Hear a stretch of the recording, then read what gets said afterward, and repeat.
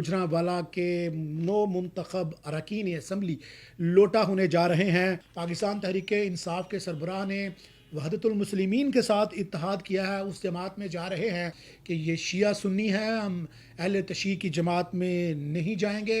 बिस्मिल्लाहिर्रहमानिर्रहीम। नाज़रीन, आपको हाफ़िज़ शाहिद मुनीर का सलाम हो। गुजरांवाला के जो 5 कौमी के अगर वज़ीराबाद को मिलाया जाए तो 6 कौमी असम्बली के हलकों में से 2 पाकिस्तान मुस्लिम लीग नून जीती है और 4 पाकिस्तान तहरीक इंसाफ और इसी तरह बिलतरतीब 7 सीटें पाकिस्तान तहरीक इंसाफ सूबाई की भी ले उड़ी है। अब जो हंगामा आराई बरपा है वो ये है कि कौन बनेगा करोड़पति और कौन जा रहा है मुस्लिम लीग नून में। अब एक नया कार्ड आज़ाद उम्मीदवारों के हाथ में आ गया। चूँकि पाकिस्तान तहरीक इंसाफ के सरबराह ने वहदतुल मुस्लिमीन के साथ इत्तेहाद किया है, उस जमात में जा रहे हैं, तो गुजरांवाला के लोगों को, गुजरांवाला के आज़ाद अरकान को एक नई बहस मिल गई है कि ये मज़हब के नाम पर यानी शिया सुन्नी के नाम पर अब ये अलहदा होने जा रहे हैं और एक ऐसा मज़हब कार्ड इनके हाथ में आ गया है कि वो कहते हैं हम पाकिस्तान तहरीक इंसाफ के साथ जाने को तैयार हैं।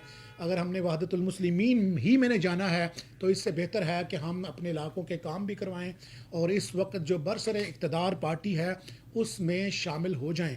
अब गुजरांवाला से कौन कौन पाकिस्तान तहरीक इंसाफ छोड़ कर जा रहा है, इस बात को करने से पहले ये एनालिसिस करना बड़ा ज़रूरी है कि महमूद बशीर विरक साहब कैसे जीते और खुर्रम दस्तगीर खान साहब कैसे हारे, जो आज ये कस्में दे रहे हैं कि मुबीन साहब के घर का घेराव है, कलीमुल्लाह खान के घर का घेराव है, रिजवान सयां के घर में छापे मारे गए हैं, एहसानुल्लाह विरक के घर में छापे मारे जा रहे हैं। तो जो पाकिस्तान तहरीक इंसाफ के लोग जीते हैं, एक MNA ऐसा है जिसका फॉर्म 47 एक पुलिस ऑफिसर ने वसूल किया है, जिसका मतलब ये हुआ कि सबसे पहले जिसको विनर करार दिया गया है, जिस पाकिस्तान तहरीक इंसाफ को का MNA डिक्लेयर किया गया है, वो एक सीनियर पुलिस ऑफिसर की गारंटी के बाद उसको फॉर्म 47 ना सिर्फ दिया गया बल्कि RO ने आकर ख़ुद अनाउंस किया कि ये शख्स यहाँ से जीत चुका है। और बाकी जो गुजरांवाला के शहर के MNA हैं मुबीन साहब, वो पहले जब ये इलेक्शन लड़ने लगे थे उस वक्त की जो मुराद उनको दी गई थी उसने कहानी खोल कर रख दी थी।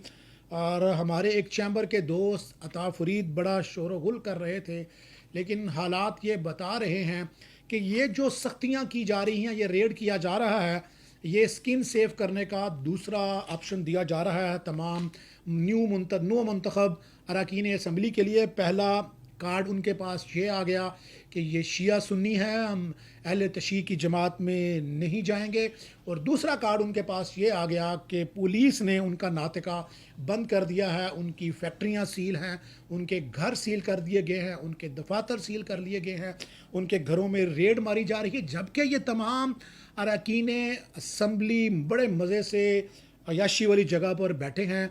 ये जो कहा गया था कि ये नहीं जा रहे, तो ख़बर ये है कि गुजरांवाला में अहमद चट्ठा, कलीमुल्लाह खान, नासिर चीमा के अलावा तमाम लोग तैयार बैठे हैं, डील करने के ऊपर बैठे हैं। सिर्फ मियाँ तारिक साहब ने डील नहीं की थी तो 30,000 की लीड होते हुए भी मुबैना तौर पर घर में सोए हुए महमूद बशीर विरक साहब को जितवाया गया। महमूद बशीर विरक साहब हार कर घर जा चुके थे, उनको लास्ट इलेक्शन में भी घर में जाके बताया गया था। उनकी जो दिलचस्पी है वो इतनी ही है जितनी कि मैं आपको बता रहा हूँ। वो घर सोए हुए थे तो पार्टी के लोग उनके घर में ढोल लेकर गए हैं और उन्होंने जश्न किया है, क्योंकि आखिरी वक्त तक मियाँ तारिक साहब ने सरेंडर करने से इनकार कर दिया था। और यही हाल है, एक वक्त ये भी आया कि खुर्रम दस्तगीर खान साहब को जितवाने की तैयारी हो चुकी थी, फ़र्क बहुत ज़्यादा था, लेकिन उनके मुखालिफ उम्मीदवार ने गारंटी दे दी पुलिस अफसरान के ज़रिए कि वो ज़रूर पाकिस्तान तहरीक इंसाफ में जाएंगे। अब ये अश्क शोई हो रही है, आंसू पूछे जा रहे हैं, हालात इस तरह के बनाए जा रहे हैं ताकि इन लोगों को जाने में आसानी हो। जैसा कि मैंने बताया कि नासिर चीमा और कलीमुल्लाह खान को इसलिए माफ़ी नहीं है कि ये 9 मई के कैंट हमले के मुलज़म है। यही वजह है कि घर को रात उनके घरों में दोबारा रेड हुई है, उनको पकड़ दकड़ शुरू उनके घर की पकड़ दकड़ शुरू हो चुकी है। شاید تقدیر کا لکھا ہوا مان لیا ہے تمام اراکین اسمبلی نے اور وہ جمپ کرنے کو تیار ہیں. اگر میں کسی کا نام نہیں لے رہا لیکن یہ میں ضرور بتا رہا ہوں کہ احمد چٹھا، ناصر چیمہ، کلیم اللہ کے خان کے علاوہ تمام لوگ جمپ کرنے کو تیار ہیں. ان لوگوں کو نہیں لیا جا رہا. باقی اگر آپ کے ساتھ کوئی مرد مجاہد بننے کی کوشش کرتا ہے، کوئی بات چیت کرنا چاہتا ہے، کسی کا دعویٰ ہے کہ وہ نہیں جا رہا، تو میرا پلیٹ فارم حاضر ہے.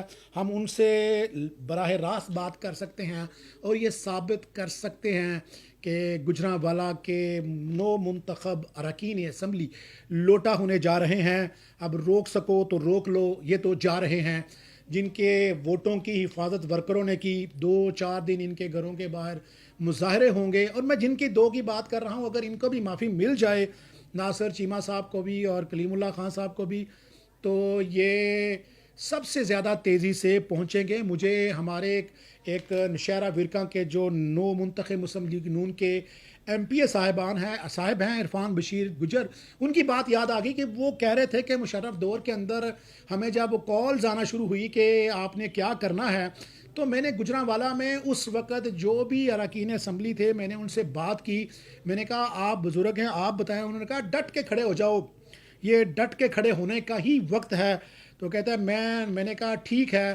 پھر مجھے ایک دوست نے کال کر کے پوچھا، چونکہ ان کا گھر گجرانوالہ فلائی اوور کے پیچھے جو پرانی سول لائن ہے وہاں پر ان کا ایک ڈیرا ہے. ان کو کال آئی کہ آپ نے 300 میٹر دور جیل جانا ہے یا 300 کلومیٹر دور اسلام آباد جانا ہے. تو کہتے ہیں میں نے سوچا جیل جانے سے تو بہتر ہے کہ میں اسلام آباد چلا جاؤں.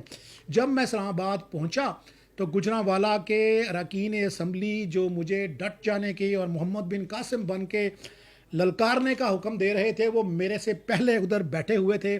تو میں نے کہا جی تسی بھی؟ انہوں نے کہا ہاں جی اسی بھی سارے اتھے ہی ہیں. اب حالات یہ ہیں کہ ورکروں کا جو جذبات ہیں ان کو پامالی کا انتظام مکمل ہو چکا ہے. کسی رکن اسمبلی کو اگر میری بات پر شک ہے، میری انفارمیشن غلط لگتی ہے، تو وہ میرے فیس بک پر بھی بول سکتا ہے، مجھ سے بلا کر بھی بات کرتا ہے. لیکن گجرانوالہ کے شہریوں کے لیے خبر یہ ہے کہ 9 مئی والوں سے بات ہو نہیں سکتی اور باقی سب معافی مانگنے کو تیار ہو چکے ہیں.